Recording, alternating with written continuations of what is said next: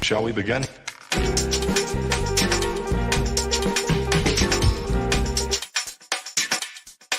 Let's begin now.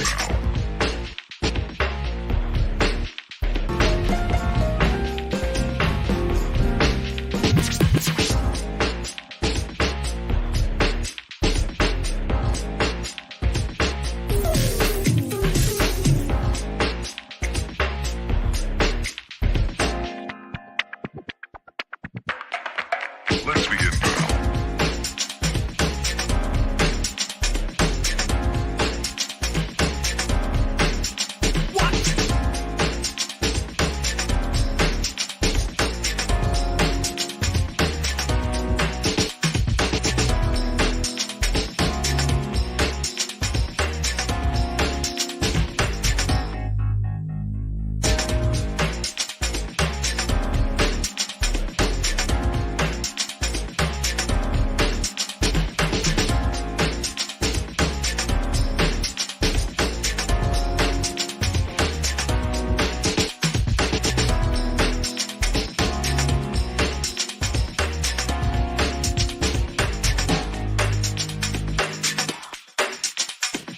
This is not a drill. Repeat, this is not a drill.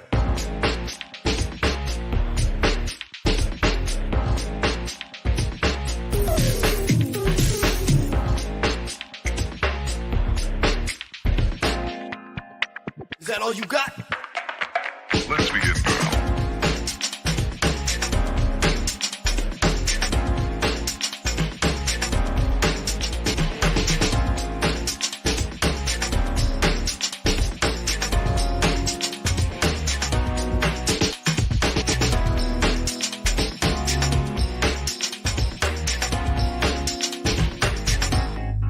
What up?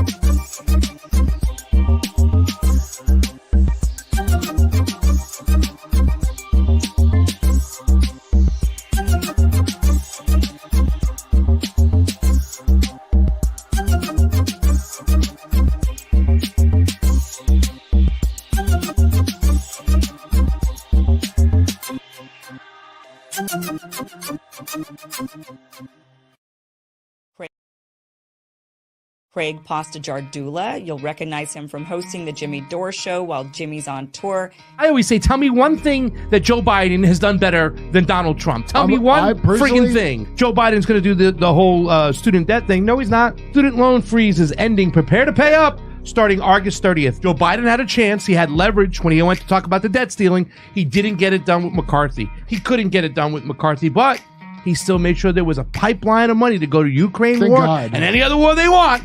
But student loan forgiveness, it was worth it because they're winning. That was their crown jewel.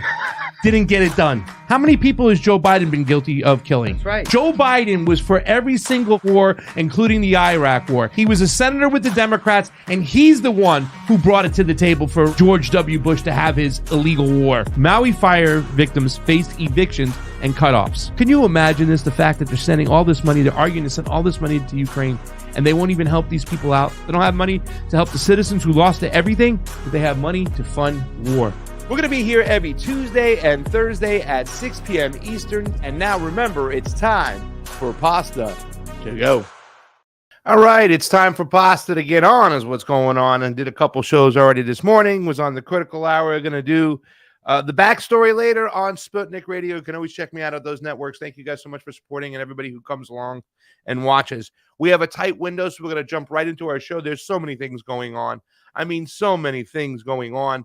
The censorship has been off the charts, guys. I don't know if you've seen what's been taking place. And Matt Orfalea, who We have a little video of Matt Orfila we're going to probably play today after our show. He's going to talk about some of the censorship that's been taking place and the new information that has come to light. In other words, that a lot of these big tech companies, these platforms have admitted. Thank you, Willie Bragg.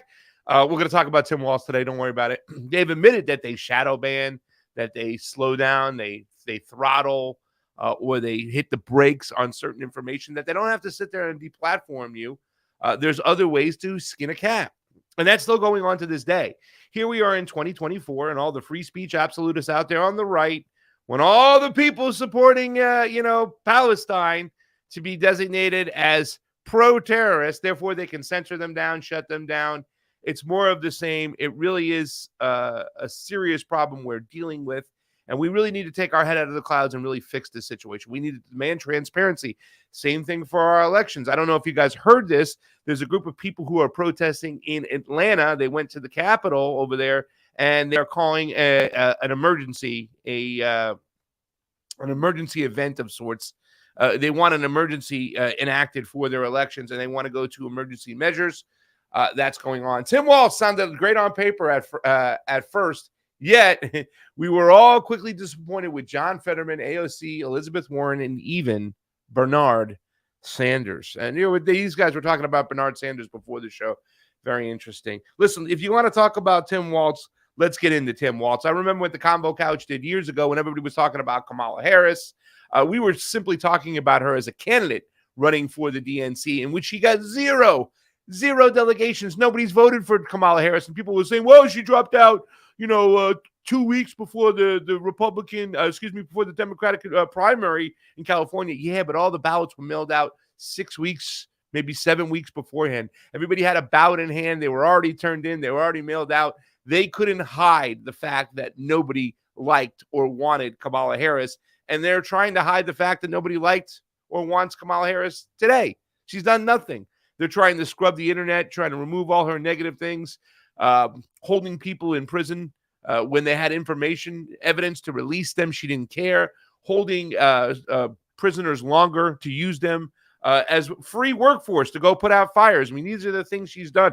Laughed about putting people, especially young black men, in jail for longer periods of time for minor marijuana charges. The woman is awful. She's an idiot. She's in the clouds.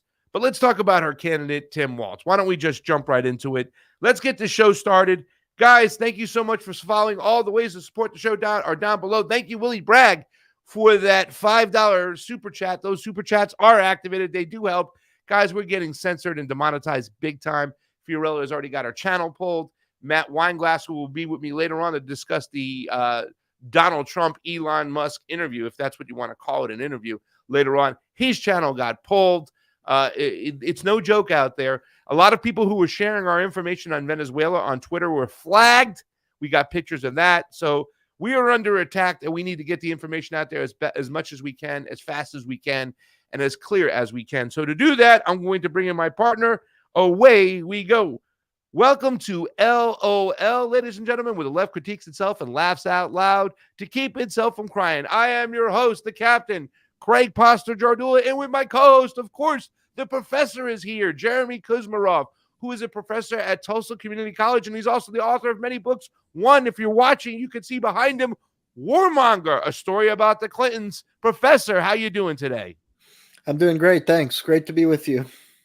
Well, let's just jump right in it, because I think a lot of people are saying, wow, what a pick when it comes to Tim Walz. This guy he's very, poetic. He makes these little these little stories he tells. He was a social studies teacher. He was a coach. He's an everyday guy. He's that George W. Bush kind of mentality, Professor. I can sit down and have a beer with Tim Walz. He's just down to earth, blue collar. He's the highest ranking member of Congress as an enlisted man. There's so many great things about him. But when you peel back the onion and you start looking at what's what, you see a little bit different of a story, don't we, Professor? Absolutely. And sadly, this is often the case. I mean, firstly, yeah, he's shown a lack of spine in Congress. There was a very good article. He was in Congress for, I think, 12 years. There was a good article I read in Reason magazine that said this. He had a lack of spine. that he voted for all these wars, and some he even claimed to be against the war, but when push came to shove, he voted for the war appropriations for Libya, Syria, Afghanistan, Iraq. And Iraq, he showed himself to be a coward. He's a Chickenhawk. He was in the military for 24 years, and then he retires conveniently before his National Guard unit is scheduled to deploy to Iraq. And so he sells out his own men, and then he gets in the U.S. Congress because he was going for a political career. And what does he do? He votes for funding for the war in Iraq so that his comrades could be killed or badly wounded, and he's in Washington. So what more of a coward can you get than that? I mean, and then, he's an authoritarian. He's a symbol of the lockdown left. He had the most draconian lockdown policy, in the state of Minnesota, and he even had a snitch line that people should snitch on their neighbors if they were if they were having parties or gatherings when they're not supposed to. So this guy's a real wolf in sheep's clothing. Let's talk about the military part, because I think that's really important, because a lot of people's mentality, Professor, is that the Democrats are weak. They don't show enough strength. And that's why all these leaders roll over on everybody, right? That's why a person like Donald Trump, who told Vladimir Putin, no way. And he said, what? And I said, way, or the other way around. I mean, he was just making this whole kind of notion that, Vladimir Putin wouldn't dare do this if Donald Trump were in office, because he knows there would be a price to pay. But it's Joe Biden who's in office, so now he's getting rolled over, which comes with a lot of baggage when you have that kind of mentality. The Republicans are always saying that, the Democrats are weak. But that's a little bit different when you look at Tim Walz, right? Because he's been puffing his chest and he's, saying this and that. And when you see these, it reminds me of the Kerry drift boat attacks, right? They're attacking him for his service in his war. Do you see a lot of the similarities here? But can you at least explain a little bit more when you were talking about the whole fact that this guy has voted to be pro-war? Because there is an anti-war movement out there. Whether or not the Democrats and the Republicans are still going to play a game, there are a bunch of people pushing back against this mentality that we need to be tougher. We need to get to negotiations. We need to sit there and have more conversations with our adversary. Tim Walz is really not all about that. In fact, he signed on the dotted line as a Congress member to fund a lot of these wars. Maybe you can give a little bit more depth and analysis on that, Professor. Well, yeah, again, he's a Chickenhawk. I mean, that's a cowardly act to send your own unit into a war that you're not willing to fight yourself, and to vote for vote for funding for that war. That's really an act of cowardice. And yeah, I think we need to change the culture. You're right about this culture of militarism that venerates, the military, and you have to be tough. But I mean, sometimes being tough and actually protecting the country mean negotiating and engaging in diplomacy. And Walz, unfortunately, he voted for all the war. He voted for the Libyan war. He's a big time hawk on Ukraine, and he'd been praised by the U.S. ambassador, the Ukrainian ambassador to the United States, as a great friend. And he established a sister city, Minnesota and Ukrainian city. And he met with Zelensky, and he's all gung ho about all these billions of dollars of weapons to Ukraine. And I mean, real big tough. And meanwhile, it's confined a generation of Ukrainian youth to their death. And it's caused just a human catastrophe. And, Ukraine is attacking Russia now with the weapon that this guy signed off on. And that could lead to World War III. So, I mean, that's not tough at all. That's just bad policy that he's supporting. And he's supporting senseless wars that just cause death in the world. And he never even fought himself in any war. He embellished his military service. He claimed to be a veteran of Afghanistan and the war on terror. And, that's very dangerous because it promotes this culture of militarism where to be a real man, you have to serve in combat. But, he never even served in combat. So, I don't think this guy's a role model or a leader at all, and we shouldn't treat him that way. It's funny because all the decisions that he has stood behind actually lead to escalation, not de-escalation. And we need to reverse that. But let's talk about what the insiders or people within the mainstream media or the fall left, the synthetic left media, independent media, how have they been praising this guy? I mean, there's a lot of positives here, Professor. The guy was a social studies teacher, right? He was a coach. He wore the uniform. He can find his way off the stage without falling down. These are positive things that we have from this guy coming. Let's listen to some of the praise from Democracy Now! And how they're talking about this guy, because they seem to be getting very excited. I've been hearing the term from the independent media left, the fake left. I've been hearing the term dream team out there, Professor, and that's very scary. Go ahead and play a little clip over here, CheeseSlice, and let's show the people what we're talking about. Minnesota's progressive Congress member Ilhan Omar celebrated Walz's selection on Tuesday, writing on X, quote, "Congratulations to our next vice president, Tim Walz. Our North Star state governor has signed universal school meals, paid family and sick leave, marijuana legalization, and protections for reproductive rights into law, bringing Minnesota nice to the ticket," she said.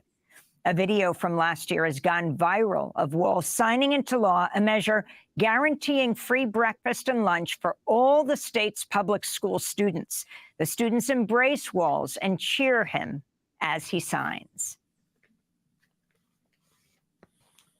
I mean, that's a positive thing, right? I mean, he's feeding people. It's a school program. Look at this guy, Ilhan Omar, and she made sure to hit that word progressive, Professor. Progressive. It's like these fools, these characters out there that call themselves independent media are carrying the water for the mainstream media narratives of these people actually being progressive and moving forward when they're not Justice Democrats, they're just Democrats. Your thoughts? Well, absolutely, yeah. The media, should be critical. I mean, there are some good things he's done. Not serving as cheerleaders for a particular party. As independent consumers, we want to know the truth. And the truth in this case, yeah, there are a few good measures he's adopted, like most politicians, but there are a lot of bad things and bad signs of his character, like what I was talking about, embellishing his military record, voting for all these wars, being a Chickenhawk. Supporting the draconian lockdown, supporting a snitch line.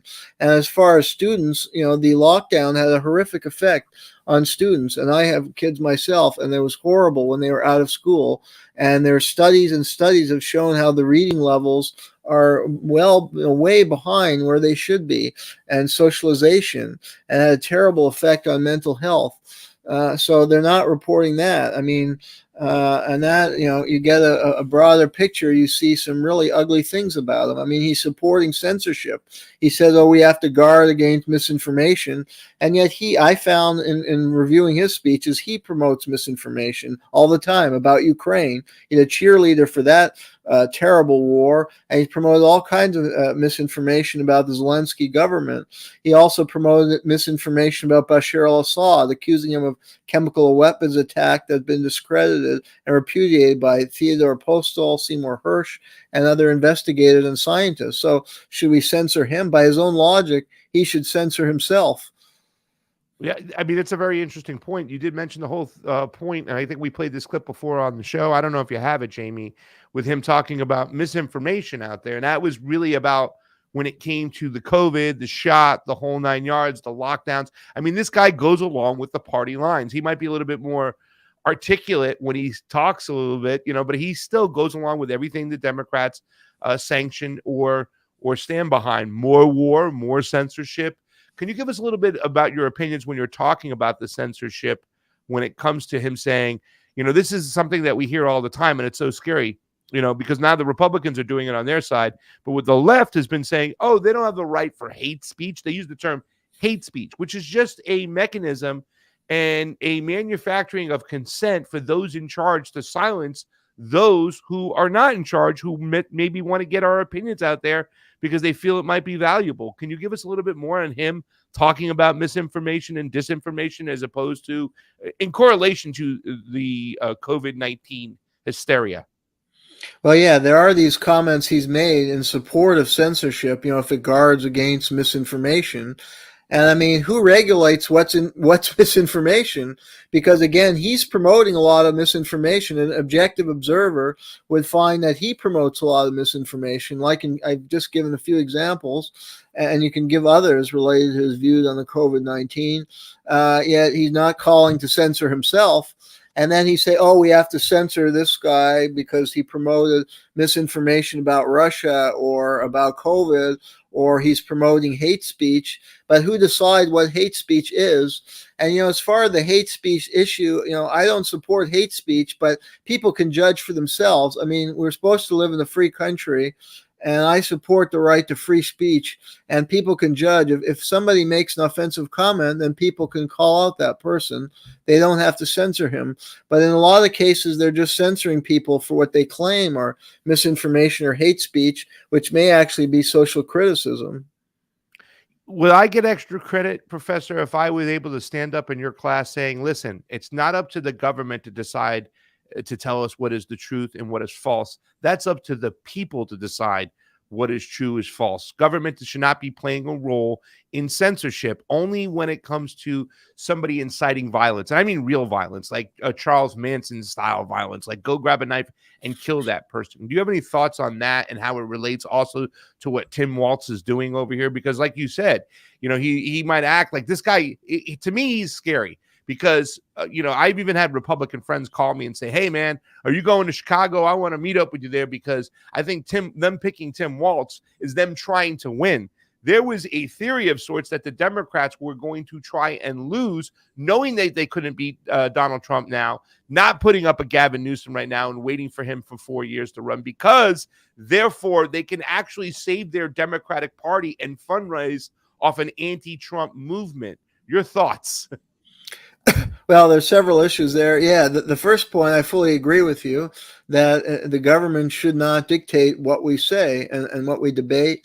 And when I'm teaching students, I encourage free speech in my classroom and for the student to express their view. And if they say something offensive, then somebody in the class will usually say something in repudiation of that student, and they can debate it. In some cases, the student may realize that they went too far in certain comments, and you sort it out. You don't also have to. I'm not a fan of the cancel culture where somebody says one questionable thing and they're ostracized for life. People grow. People sometimes say a thing they regret, and that's part of life. As far as the strategy, the Democrat. Well, I would say to your point, yeah, I think somebody like Walz is very dangerous. In some way, it could be much more dangerous than a Trump because he presents himself in this liberal veneer, yet he's supporting really fascistic policies because he's trying to glorify the military by embellishing his own record. He's supporting war after war, and he supports censorship, but he cloaks it under this liberal veneer. And these liberal networks like Democracy Now! Herald this guy when really he's going to crack down hard and impose a police state in America. Yeah, somebody put up there the Tim Walz equals the carrot stick approach. Thank you, Willie Bragg. And I do think that he is very dangerous. To me, he reminds me of what they were trying to do with Joe Biden back in the days when they made Joe Biden the vice president, when he still had all his faculties. Remember, it was the no malarkey bus tour going out there. The blue collar guy, like this guy is in the debate against I think it was Tim Ryan. No, who did he go up against in the debate? Was it Ryan? I can't remember. Oh, Ryan. Yeah, I remember that. Yeah. I remember that. I mean, this guy, they're presenting Tim Walz in that same kind of way.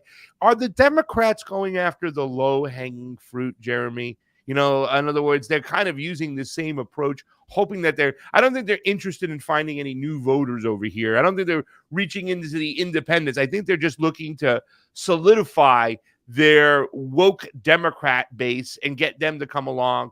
And, a guy like Tim Walz, who's the beacon and the sign of decency, what I'm saying, who can say, hey, man, you don't have a right to free speech if it's about hate. I mean, are they going for the low-hanging fruit, in your opinion, Professor? Yeah, but I think they're also trying to undercut, J.D. Vance's appeal among, rural voters and working class whites because he comes from Minnesota, a more rural area, and also the military. But I think this has backfired because he embellished his military record, and it's come out that he's a Chickenhawk who retired just before Iraq and then voted for war appropriations. I think he looks bad, and so this will benefit the GOP in the election. What about his attitude towards China, right? Because a lot of people would say, there's a lot of conspiracy theorists out there that would claim that the Democrats, most of them, especially in leader positions, are bought off by China. They're controlled by China. Literally, Xi Jinping and the Chinese Communist Party write roles and duties for these guys to enact, and they go out and put it into play. But when you look at the policies on paper, let's not forget that Nancy Pelosi was one of the first to arrive in Taiwan when that stuff looked like it was about to really get out of control, and we were going to we were hearing every day in the news that China's going to invade Taiwan. China's going to invade Taiwan. Can you give us a little insight to where Mr. Tim Walz stands on China and if we should be concerned or not? Well, Waltz worked for years in China. He taught English there, and that could be a positive that he has a respect for China, some knowledge of its people and culture. The GOP are depicting that as a bad thing, that he's some kind of Chinese spy, which is totally false. On the other hand, he's adopted a very negative view toward China, and particularly the Chinese leadership, and he seems to go along with the reigning policies of promoting basically subversion, destabilizing China, encircling China militarily. He met with key enemies of the Chinese government, the Dalai Lama and Joshua Wong, who this Hong Kong protester who's been accused of being a CIA agent. So that sends a very bad signal to China that he's in league with their enemies and supportive of their enemies. I think some of the issues are complex related to China and Tibet. It's not a black or white issue, but the U.S. has a clear agenda. For years, the CIA supported the Dalai Lama, and they supported rebellion in Tibet in the past to try and destabilize China and forge an independent Tibet, because Tibet has rich mineral resources that the Chinese, is beneficial to the Chinese state.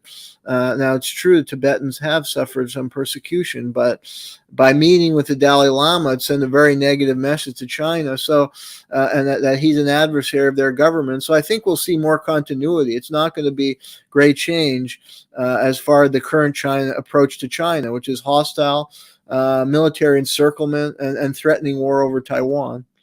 I think you hear a lot of people out there who are understand China would say, hey, everybody's talking about the oppression that China is putting on Tibet, but they'll talk about ancient history where the Tibet had oppressed a lot of Chinese. They'll kind of point to that history, Professor.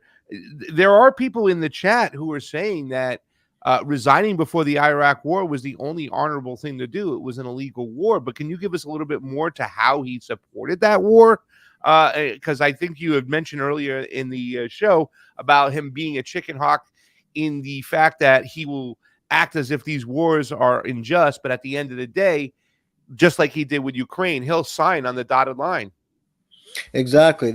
I think that's the problem. He didn't resign and support the anti-war movement or start speaking out on why the war was immoral and illegal and try and put a stop to it and join forces. I mean, there was an anti-war movement that existed at that time. If he was a principled anti-war critic who resigned because he didn't want to serve in an illegal war, then he should have spoke out, joined forces with the anti-war movement, and if he got in Congress and voted against the war. But instead, when he got in Congress, initially he did vote against it, but then he backtracked and voted in favor of war appropriations. So that to me is an act of cowardice and shows a bad character and marks him as a Chickenhawk. And thus, I don't think he's a role model or a great leader in any way.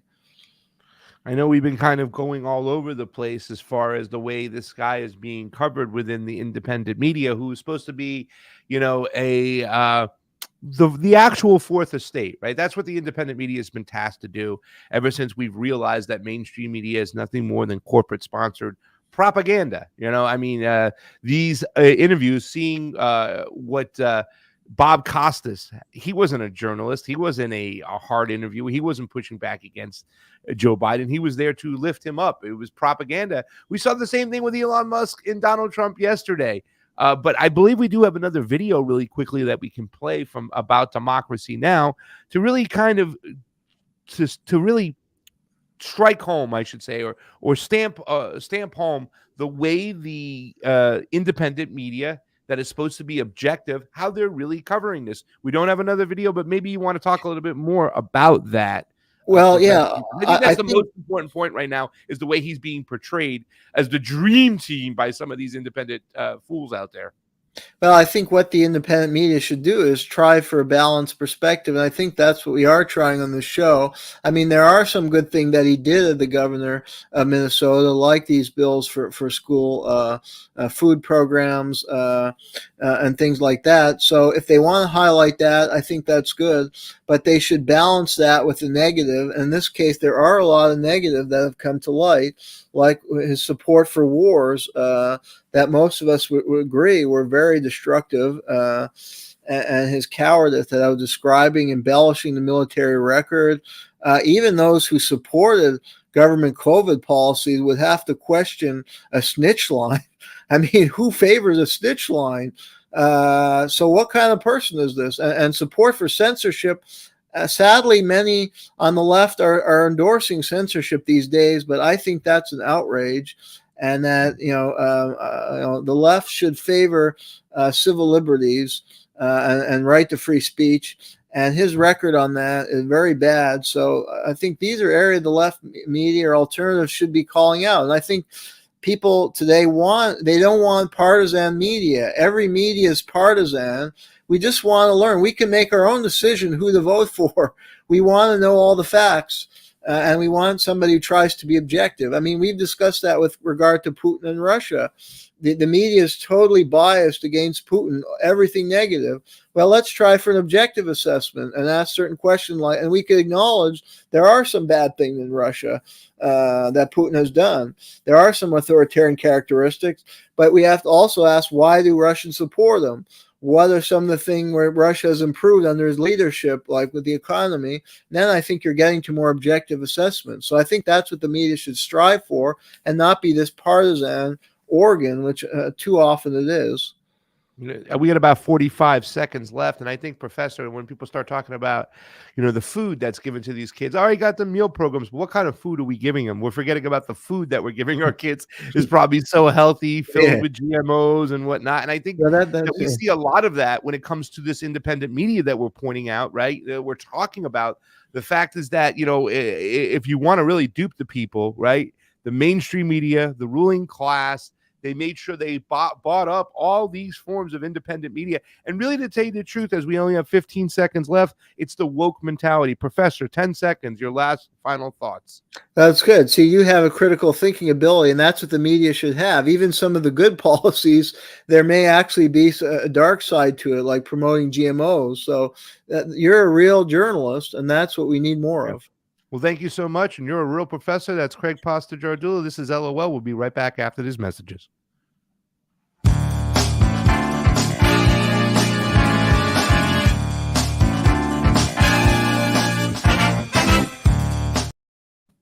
All right, Jayme, you're gonna have to cut that by about 5 seconds. It probably should be easy to do so. We went over just a little bit, but we got a really good segment there. And I want to thank everybody who's watching. We are paying attention to that chat. You can see Pittsburgh Dude 87. He's the one who put it up, and that's why we kind of mentioned it before. But what quality of food will be provided to the school students? Will it be pesticide, GMO food? And I don't know if you're watching, but the professor was smiling and smirking and saying, yeah, it's like, okay, we got these kids food to eat. That's a good thing. But what are we giving them? At the end of the day, it's always 2-3 moves down the rabbit hole. We have to play chess now. We can't play checkers. So when we're presented with certain solutions, are they the real solutions here?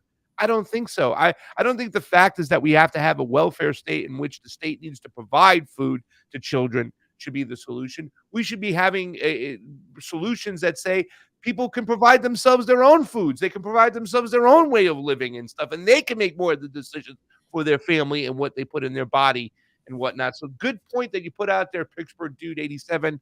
You hit it right on the nose. And he also put this here too as well. This guy's on fire today. The Communist Party of China abolished slavery in Tibet. You know, hey, that's a great point to put out there. Professor, you got anything to say about that?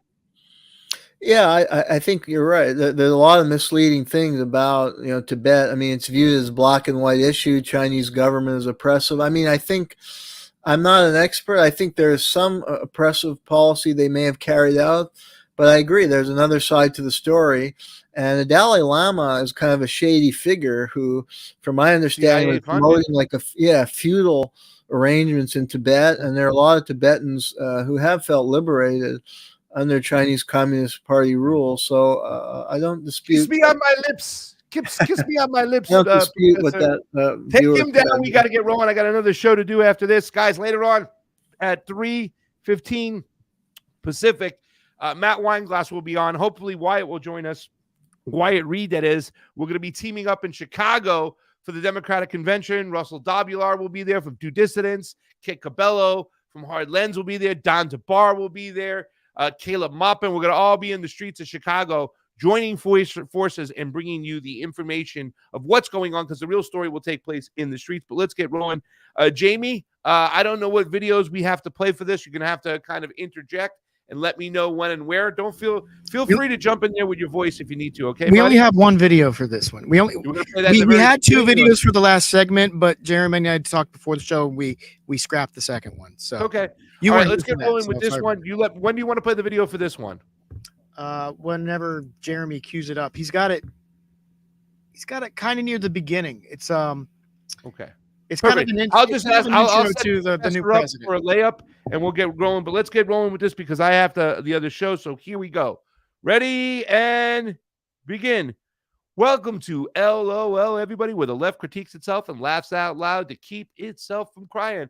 I am your host, the Captain, Craig Pasta-Jardula, and with me today, of course, my co-host, the professor himself, Jayme Kuzmarov. He's one of the writing editors for Covert Action Magazine. He's also a professor at Tulsa Community College, and he's authored many awesome books, including his new one, Warmonger, a story about the Clintons. How you doing today, Professor?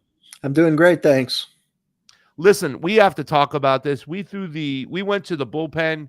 The manager came out. He made a visit to the mound. He said, give us the right-hander instead of the left-hander because we have a situation that's brewing that nobody's talking about. And if somebody is talking about it, they're talking about it in the wrong manner. Something is going on. Professor, tell us what the heck is happening in Bangladesh. Well, I didn't know what was going on, and then I decided I'm going to do an article on this. So I spent the whole day reading about this and studying up on it. And I mean, it's a very, I think, important situation as far as world geopolitics.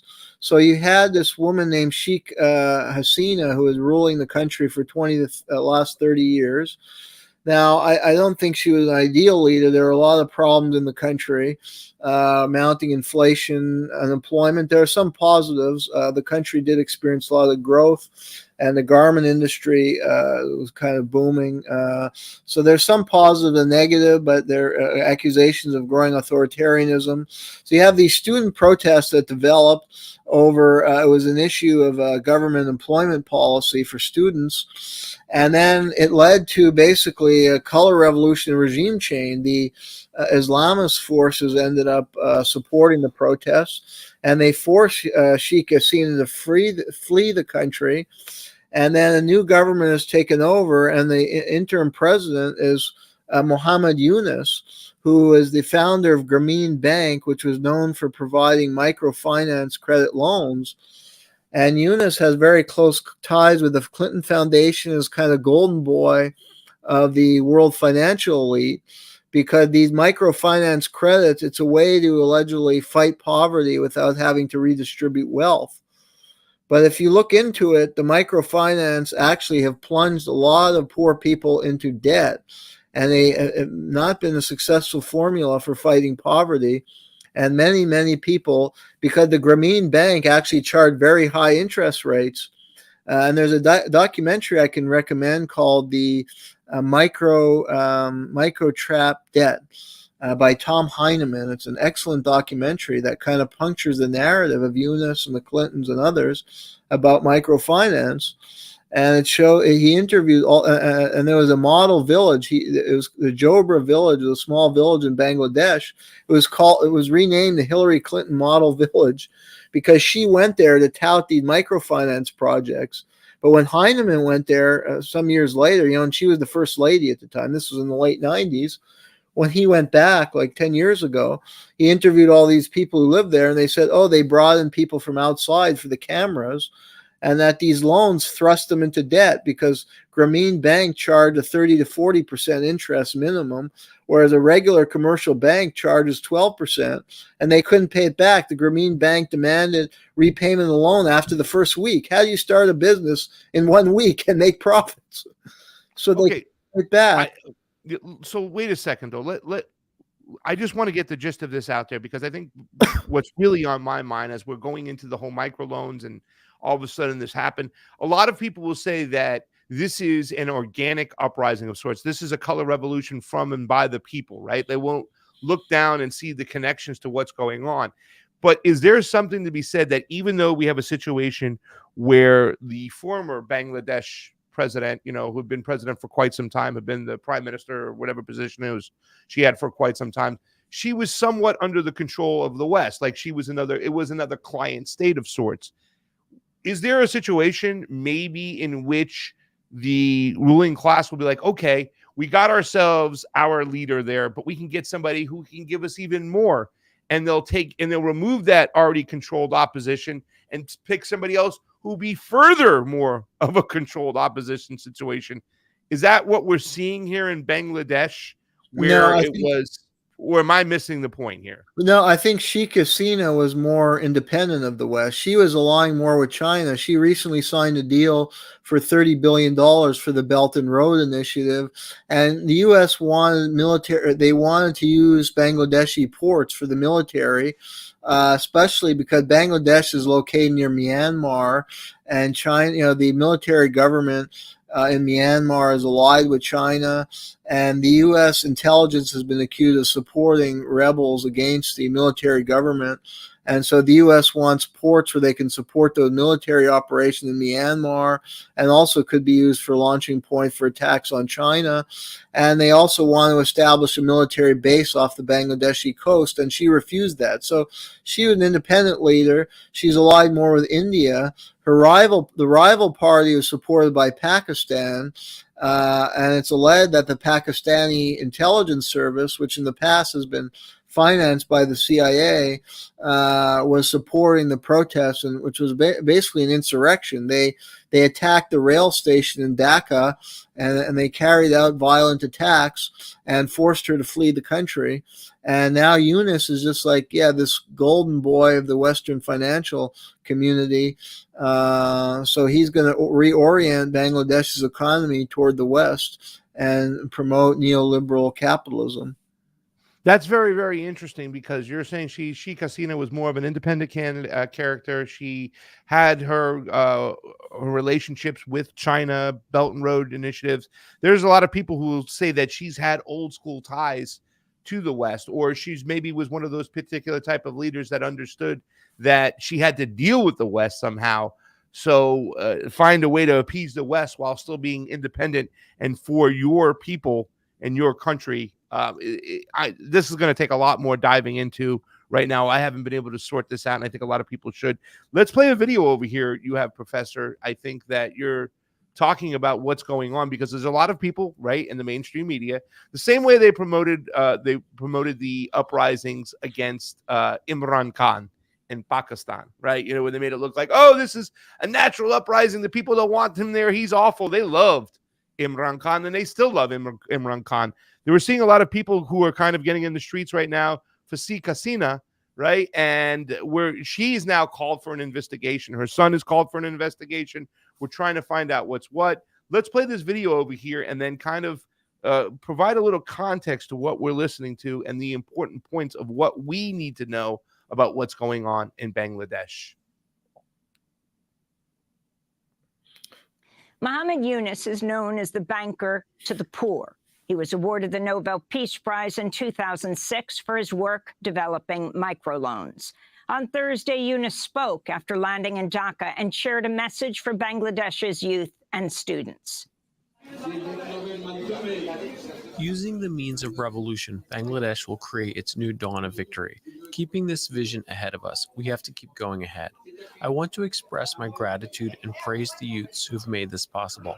They have protected this country and given it a rebirth, and we wish for this new Bangladesh to progress with speed. Well, and previously, Amy Goodman said that Eunice, his microloans had helped hundreds of thousands of people out of poverty. But if you watch this document, so the account on Democracy Now! Is characteristic of the mainstream media, as well as we see even alternative media, because CNN had this celebratory article, Gen Z protest, and it's the youth overthrowing this older leader, and it's also heroic and romantic. And then Democracy Now! Is kind of doing the same thing, because they had a guest who was just supporting the revolution and how heroic these students are and how oppressive and bad Sheikh Hasina is, and then praising Eunice and claiming his microloans saved hundreds of thousands of people from poverty. But then this documentary, I watched this excellent documentary by Heinemann, and he interviewed all these economists, and he interviewed actual people living in rural areas in Bangladesh. And they told horror stories, that what I was telling you before, that these loans, the Grameen Bank of Eunice, he's not a hero, that they were charging extortionist interest rates and making them pay within 1 week. You can't develop a business in 1 week. They couldn't repay their debt, so they had to go to other money lenders, and they plunged further and further in debt. And some had to sell their daughters into prostitution. There was a rash of suicides extending into India, and they were crying on camera. They were under so much stress. A lot of the men had to leave their villages, try and go into the capital to make money to save their family home. One woman had no roof on her home and was crying when it rained. She had to endure the rain. So it's just horrible. And they make like this guy the hero. It's sad. And, he defrauded. The documentary shows that he transferred $100 million from Grameen Bank into some other company he set up to evade taxes. And then he admitted what he did, and he transferred back only $30 million to avoid going to prison. So he basically stole $70 million, and they make like this guy is a hero, and no critical analysis like we've been discussing before. And this guy was in league with the Clinton Foundation. He got subsidies from USAID and the State Department when Hillary was Secretary of State, and he gave big donations to the Clinton Foundation. And then there's the color revolution itself. There's no discussion of geopolitical stakes here, because it's all about the U.S. wants military bases. There's a stalemate in Myanmar. China gained influence in Sri Lanka. There was a regime change there. Thailand, there was an abortive color revolution. The U.S. is losing the great game to China, so they have to strike back in Bangladesh, and they want the military bases. They want a loyal proxy, and they were unhappy with Hasina because also she wouldn't join the Quad. They wanted Bangladesh part of this anti-China alliance with India and Australia and Japan, and she refused to do that. So that's what this is all about, but we don't learn that. And CNN and Democracy Now! Is covered is the same as CNN, and it's over the top, and it's praised for a crook, Eunice. And we're supposed to think, this guy is a hero, and we should support microfinance and not traditional, leftist solution to fighting poverty, thing like wealth redistribution, taxes on the wealthy, land reform. That's what we should really be supporting. A socialist program where they would, nationalize industry and promote the industrialization of their economy. That's a path forward for developing countries, not this scam of microfinance that plunges peasants further into debt. And the deep state, the intelligence apparatus, the foreign policy wonks, the whoever you want to call them, right? The military industrial complex. If they lose one area of influence, they're looking to another. You mentioned right there that in Sri Lanka, they've lost their influence. And, from what I understood is Sheikh Hasina would not allow military bases to be put in Bangladesh. And that was a big no-no. And since they've lost in all these other areas to combat the Belt and Road Initiative, which is what this is all about right now. They don't want China to gain the upper hand when it comes to the moving of goods and services and trade above the United States. And that's what the whole Belt and Road Initiative is all about. So they have to combat against it. And I think that a lot of people get duped, and it's very easy to further dupe people by using your little proxies like Democracy Now! To say, oh, this is the students that are standing up in a revolution. They did the same thing in Nicaragua in 2018, but they had money and funding from the NED all over it. Can you provide a little bit more context to what they're actually doing to oust the leader, Sheikh Hasina, who has now been very vocal since she's now been ousted and out of the country? This whole thought process, this whole tactic, I should say, of using the students to push your message, it's very, very powerful and can manufacture a lot of consent for regime change. Your thoughts, Professor? Yeah, it makes like this is this idealistic pro-democracy movement. It's going to usher in progressive change. But really, yeah, it's designed to retether Bangladesh to the West and install proxy government that will allow Bangladesh to become a base for the U.S. military and to transform its economy into a neoliberal economy where the upper class and predator like Yunus can exploit the poor and plunge them into debt for their own profit. Because he made a fortune off the Grameen Bank. This guy's probably a billionaire. And that's one of the documentary showed the Grameen Bank occupies the fanciest building in Dhaka, the capital. And it's a beautiful facility. And you juxtapose that with the living condition in the rural area and the misery of these poor people who he fleeced. It's really disheartening.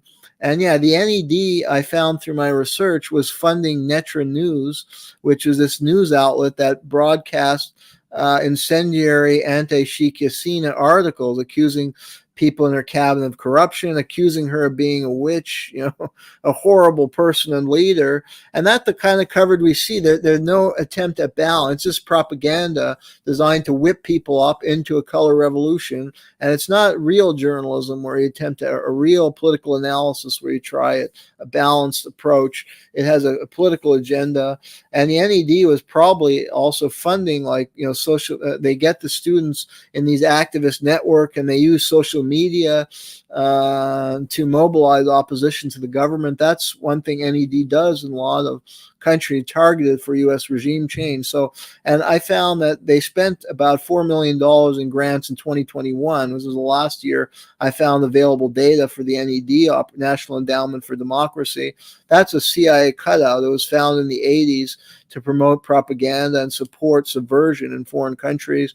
They've done in Nicaragua. I mean, this is a playbook they do in many countries. And this is something the American public should be more conscious of, but there's no media really reporting on this.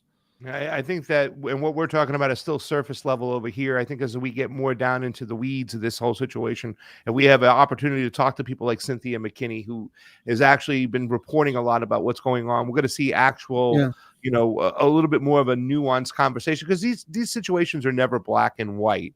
However, I think the geopolitical ramifications need to be pointed out that are not pointed out by outlets like Democracy Now! When we talk about, okay, now that we have Sheikh Hasina, who's been removed, there's a possibility with this new leader, Yunus, that we're going to have military bases now in Bangladesh, that we're going to see roadblocks for China's Belt and Road Initiative come to play. I think that needs to be put out on the surface, and that's something that's not talked about, but we will get more down into the weeds and see if we can talk to more people from Bangladesh and see their actual criticisms on what they want. A lot of times when we see a lot of people that are on the ground over there, they don't necessarily understand or know about the West's influence. When you talk about things like the NED, we talk about other cutouts. The NED started in the 80s when the Iran-Contra scandal hit hard, where the United States had to find a more presentable way of funding regime change in the eyes and the colors of the rose-colored eyes, I should say, of the NGOs that are CIA cutouts.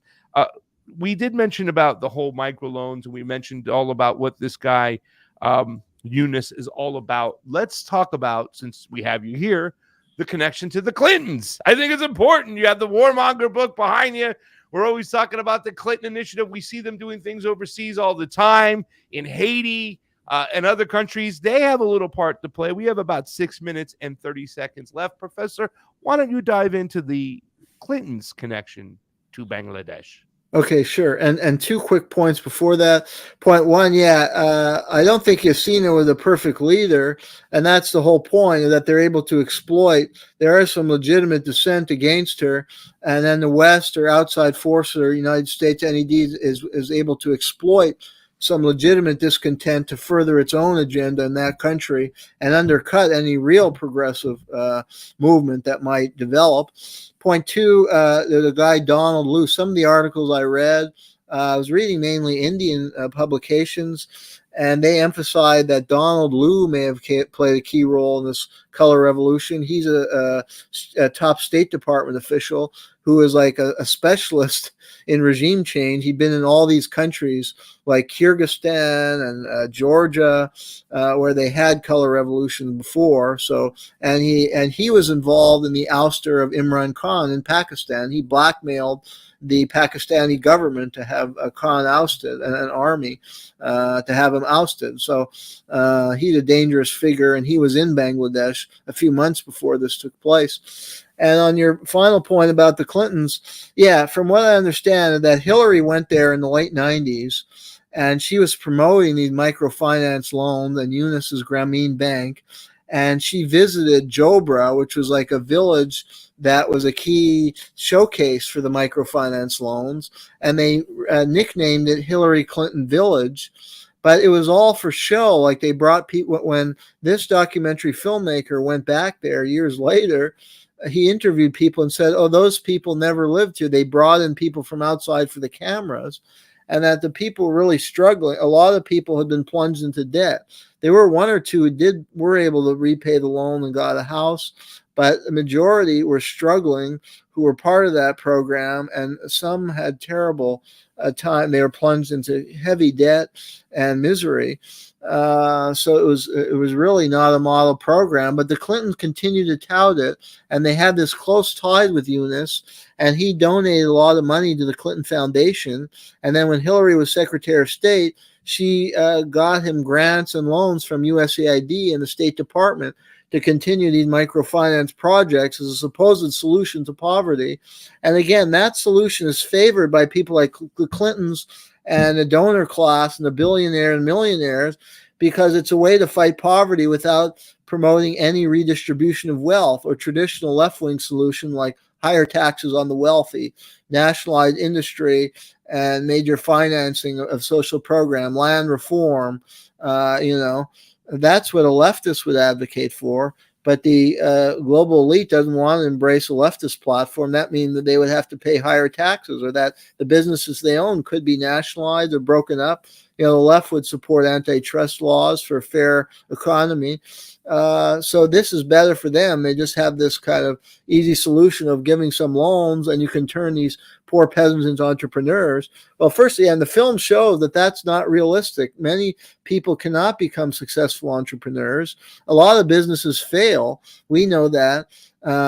But then there are these extortionist and usurious interest rates is really disgraceful. The high interest rate they're being charged and asked to repay it within 1 week, and they couldn't do it. Almost nobody can start a business and have profits in 1 week. So they have to go to other lenders, and they fall into terrible debt.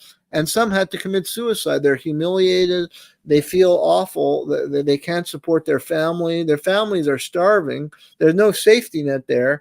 And this is really cruel exploitation of the poor. And somehow they're celebrating this guy. It's a moral outrage. And a democracy now is supposed to be for the people and progressive change. To support this loan shark is basically what he is. And he's a tax evader, and make like he's a saint is just a disgrace. Professor, we got about 2 minutes and 5 seconds left. Really quickly, has there been any outcry from China or Russia or any of the India or any of the major powers backing Sheikh Hasina, demanding that she be returned to power, demanding that the West has pretty much fronted and funded another coup, an orange revolution, for the West's benefit and not the people's benefits? Because like you said, if there is now, if this is a proxy war from Pakistan, and Pakistan being under American control since they've ousted Imran Khan, you would think that India along with maybe China and other proxies that really were all about Sheikh Hasina. Have they spoken out? We got about a minute and 20 seconds. Well, left. this may breach U.S.-Indian relations because India is a key part of the Quad and the anti-China strategy, but this is angering India because, Sheikh Hasina was allied with India and her party. So this may cause a rift in U.S.-Indian relations. I haven't followed everything that the Chinese government or Russians have said, but I would imagine they're supporting Sheikh Hasina and view this as an illegal regime change coup. Yeah, this is going to be interesting how it plays out. Ladies and gentlemen, we have about 45 seconds left. I want to thank you all for listening and watching LOL, where the left critiques itself and laughs out loud to keep itself from crying. I am your host, the Captain Craig Pasta Jardula. Today we were talking about Bangladesh with the professor, Jayme Kuzmarov, and what's going on. If you haven't heard, now you heard. You got to pay more attention. There has been a color revolution of sorts. They made it look very organic. That is the West, by fronting the students in the colleges, saying they've been at the forefront. They're the ones who've demanded change. They've pulled moves like this before in areas like Nicaragua in 2018, where it all came from the students. That's it for today. I am your host, Craig Pasta Jardula, along with Jayme Kuzmarov. This is LOL. We'll see you later. That was exactly 24 minutes and 20 seconds for you. Guys, we got to get out of here right now. I have to run to another show. I'm going to go on Rachel Blevin's story, show the backstory if you want to check it out. Later on, we'll be back at 3:15 Pacific with Maddie Weinglass. We're going to talk about what happened with Donald Trump and, of course, Elon Musk. Wow, what a boring interview, Professor. I'd rather have watched paint dry or grass grow than that thing yesterday. Before you get on out of there, let everybody know where they can find you, where they can order your awesome book or anything you want the boys and girls of the show, who the watchers and the followers. Thank you to Willie Bragg for the super chat contribution. Go ahead, Professor. Get us on out. Well, please check out my Substack. I've developed a name for it, Too Hot for the Mainstream. And you can see some of my articles at Covert Action Magazine or my own website, jeremykuzmarov.com, and you can order my books through there or see a lot of my writing, including some of my academic articles. Perfect, guys. Thank you so much. That's it. With liberals have cheered Nixon's resignation from 50 years ago. If they only knew what was going on. Well, that's our topic for next week. Next week, we are covering it, guys. So if you want to get ahead, take a look. That's it for Craig Pasta Jardula and my co-host, the Professor Jayme Kuzmarov. CheeseSlice on the ones and twos. We'll see you in a couple hours. It's time for Pasta to go to another show.